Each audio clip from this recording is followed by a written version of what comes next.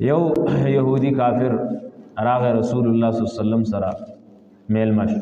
رسول الله صلی الله علیه وسلم سره میلمه شو، میلمستیا وکړه، شپه شوه. دغه کافر یهودي د سره شپه ده.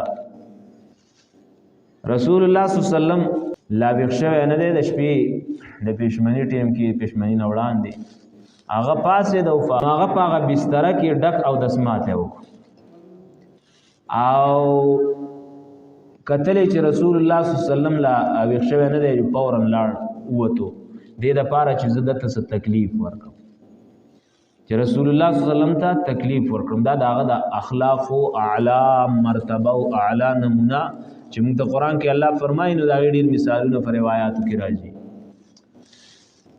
نو پاسېدو چې دی له هسې موده دی چې لاړی څه ځای پورې مزل، نو هغه نه توره هلته په هغه ځای کې پاتې شوې وه. وریاد شو چې زما توره خو هلته پاتې شوې ده، نو واپس را روان شو. نو چې راغی نو دا خیال یې و چې لا رسول الله صلی الله علیه وسلم بلا پاسېدلی نه وي، سهار ته خو وخت ډېر دی او هغه به د شپې په آخري حصه کې پاسي، زه زر لاړ شم توره راوارم چې هغه را پاسي چې زه بیا راوځم. نو چې دی څنګه راغی او را داخل شو، نو رسول الله صلی الله علیه وسلم را پاسېدلی او لګیا و هغه بسترې پاکوله. د چې په کومه بستره باندې ګندګي کړې وه لکه اودسمات یې پرې کړی. نو محمد رسول الله صلی الله علیه وسلم د دواړو جانو سردار، امام الانبیاء، خاتم المرسلین، د تمام انبیاءو امام، د تمام انبیاءو سردار، د الله تر تمام انسانانو نه افضل ترین محبوب انسان محمد رسول الله صلی الله علیه وسلم په خپل لاس مبارک لګیا دی د هغه ګندګي پاکوي. نو چې کله دی رانوتو نو د ذهن کې خیال کې خدا دی چې اوس به ماته سره دی ودي به راته وایي، قاریږي به راته چې دا دې څه کړي دي. نو په ځای د دې چې دته څه ووایي ردي بدي وایي ها دا توره دله پاتې شوې وه، هغې پسې واپس راغلی. ما خیال کو چې سهار به چاره ورکم تا ته به دروړي درو به رسي، خو دا واخله. هغه چې دا ولیدل چې په خپلو لاسو مبارک باندې زما ګندګي پاکوي، زما نه توره پاتې شوې ده او هېڅ رټي مې نه په دې ګندګۍ او په دې بد اخلاقۍ دته په دې تکلیف ورکولو باندې وایي ها دا خپله توره واخله، که ته نه وې راغلی ما په چا په لاس تا ته در رسولي. نظر و تخپو کې پرېوتو، ایمان یې راوړو، ویل الله رسول کلمه راته وایه.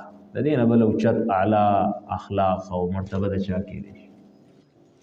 یو صاحب نه رسول الله صلی الله علیه وسلم قرض اخیستی، پیسې قرض، کم ټیم هغه میعاد چې په هغې کې ښودی شوی و د هغې نه هغه یهودي نه قرض اخیستی نو هغه لږه مخکې راغی، د ټیم نه لږ مخکې راغی. او چې څنګه راغی رسول الله صلی الله علیه وسلم سره صحابه کرام ناست دي، نو فورا چې څنګه راغی نو شروع یې ورته وکړه تاسو خلک پیسې واخلئ او بیا یې ورکوئ نه، پردۍ پیسې خورئ.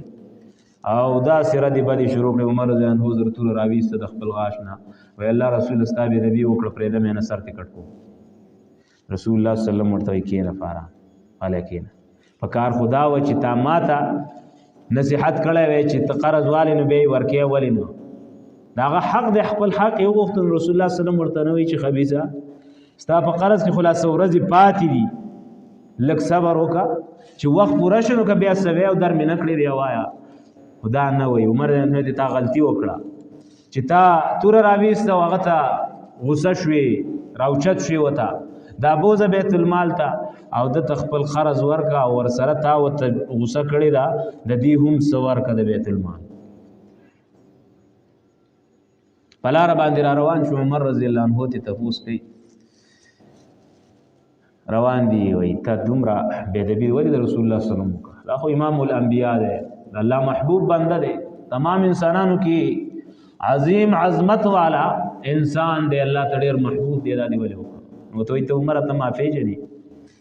وایي نه، وایي زه پلانکی یم، وایي ښه د یهودیانو هغه غټ عالم، د یهودو د تورات حافظ عالم، د تورات غټ عالم هغه یې ته؟ وایي چې او زه هغه یم.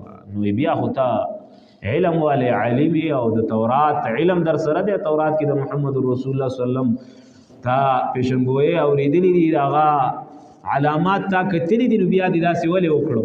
وایي زما مقصد قرض غوښتل نه، ما تورات کې د محمد رسول الله صلی الله علیه وسلم ډېر صفات اوریدلي وو ټول صفات مې ولیدل فا کې یو صفت پکې دا و چې دا ډېر انتهایي د بهترینو اخلاقو والا به او د ډېر زیات صبر والا به که څوک دته کنزل کوي نو دی به ورته جواب نه ورکوي که څوک تکلیف ورکوي دی به معاف کوي نو ما دا علامات د ده لیدلي وو دا مې په ده کې لا نه ولیدلي ما هغه معلومول زه اصل کې راغلی په قرض پسې ما دا علامات معلومول او هغه ما ته معلوم شو ومې لیدل په